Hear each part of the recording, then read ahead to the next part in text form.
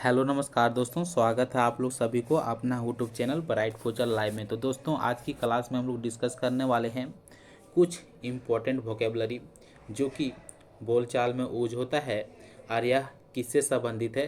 तो इनविटेशन से है, जिसका अर्थ होता है निमंत्रण। तो जब आप निमंत्रण में जाते हैं तो आप किसी को निमंत्रण करते हैं, वो निमंत्रण में आते हैं, तो किस प्रकार से हम लोग बोलते हैं, कौन कौन सा वर्ड यूज किया जाता है, उसका इंग्लिश हम लोग जानने वाले हैं। तो पहला वर्ड है अंदर आइए, कम इन प्लीज। कुछ ठंडा लीजिए, प्लीज हैव समथिंग कोल्ड। क्या आप ज़रा यहाँ आएंगे, will you please come over here. क्या आप ज़रा यहाँ आएंगे। टहलने के लिए आइए, कम मतलब आइए, फॉर या वॉक मतलब टहलने के लिए आइए। तो प्लीज़ लगाने का अर्थ होता है कि उसको आप रिक्वेस्ट कर रहे हैं। तो कम फॉर या वॉक मतलब प्लीज, यदि बोलेंगे कि प्लीज़ कम यानी कृपया करके आइए, तो आप यहाँ पे है टहलने के लिए आइए, तो कम फॉर या वॉक प्लीज़। लास्ट में आप प्लीज़ लगा सकते हैं। प्लीज़ लगाएंगे तो हो सकता है कि वो आपको नेगलेक्ट नहीं करेगा, इनकार नहीं करेगा। अगला वर्ड है क्या आप हमारे साथ सिनेमा देखना चलेंगे।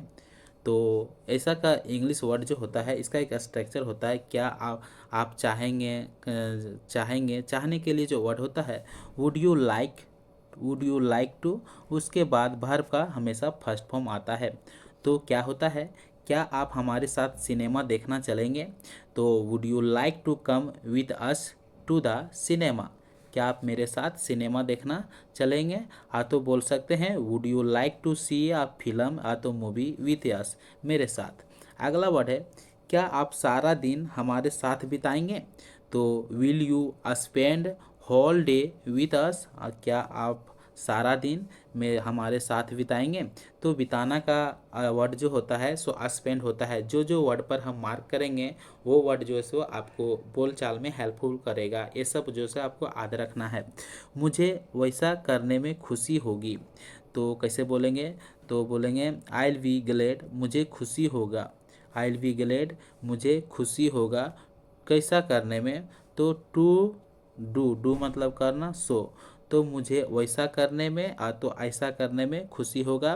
तो बोलेंगे आई बी ग्लैड तो प्लीज्ड मतलब खुशी होना।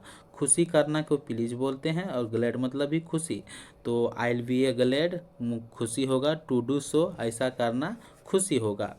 आओ बस में चलें, आओ बस में चलें। तो लेट्स गो किस में, बस में। तो बस से जा रहे हैं तो बाय बस लिखेंगे। आओ बस में चलें तो बस से लिखेंगे, बस के द्वारा यानी कि बाय बस। अगला वर्ड है क्या आप मेरे साथ नाचेंगे। तो बोलेंगे क्या आप मेरे साथ नाचेगी। तो कैसे बोलेंगे, तो आप डांस कर सकते हैं, पूछ रहे हैं तो हो सकता है तो नहीं भी हो सकता है। तो उसको बोल सकते हैं would you join me in dance, ये भी बोल सकते हैं। तो बोल सकते हैं क्या आप मेरे साथ नाचेंगे। तो बोलेंगे मैं आई डांस विथ यू, मैं तुम्हारा साथ नाच सकता हूँ क्या। तो ये भी बोल सकते हैं। और बोलेंगे क्या आप मेरा साथ डांस करोगे। तो will you dance with me, क्या आप मेरे साथ डांस करोगे। तो इस प्रकार से भी बोल सकते हैं। कोई ज़रूरी नहीं कि यही वर्ड हमको याद करना है, हमको सिर्फ स्ट्रक्चर बनाना चाहिए, हमको सिर्फ टेंस जानना चाहिए और वर्ड जानना चाहिए। नहीं, मैं नहीं नाचती हूँ, तो कैसे बोलेंगे नो, नो मतलब नहीं। आई डोंट डांस, मैं नहीं नाचता हूँ। नहीं, मैं ताश खेलना नहीं जानता, नहीं मैं ताश खेलना नहीं जानता।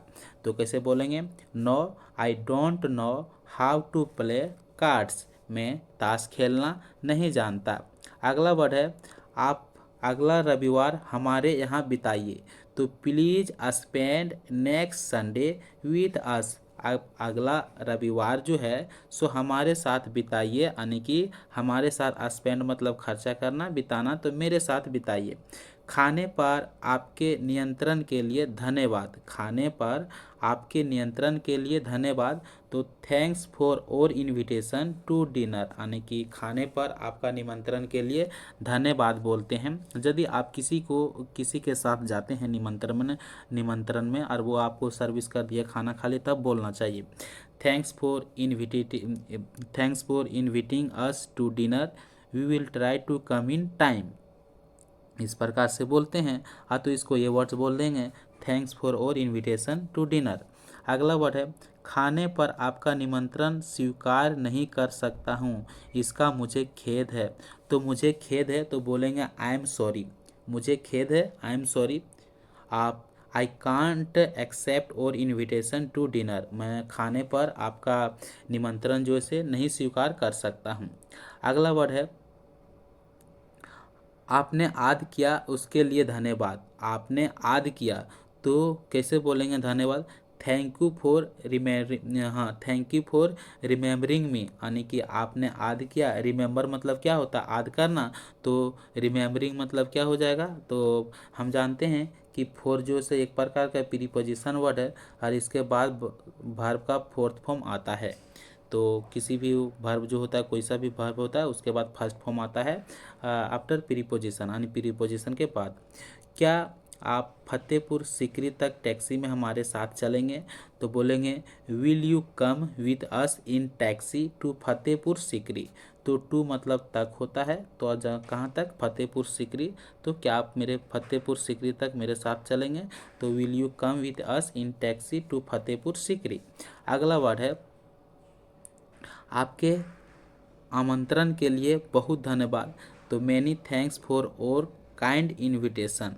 आपके आमंत्रण के लिए मतलब बहुत धन्यवाद, तो बोलेंगे मैनी थैंक्स, बहुत धन्यवाद, फॉर और काइंड इनविटेशन। अगला वर्ड है, आपका टैक्सी टूर का सुझाव बड़ा ही अच्छा है। तो कैसे बोलेंगे, और आइडिया ऑफ टैक्सी, बोलेंगे ना, और idea of taxi tour is really grand, बोलेंगे ना वो कैसा है, तो बड़ी ही अच्छा है। तो कैसा बोलेंगे, रियली, यानी वास्तव में जो क्या है, ग्रैंड है, बहुत अच्छा है। मैं ज़रूर साथ में चलूँगा। तो श्योर मतलब होता है ज़रूर। तो I will sure join you, मैं तुम्हारा साथ चलूँगा। तो I will sure come you, मैं तुम्हारा साथ आऊँगा। कम विथ यू, मैं तुम्हारा साथ आऊँगा। तो ज्वाइन मतलब भी होता है साथ चलना। तो मैं साथ चलूँगा, तो किसके साथ, तुम्हारे साथ। तो I will surely join you. अगला वर्ड है कौन सा, भेंट और विदा, मतलब मीटिंग और पार्टिंग। जब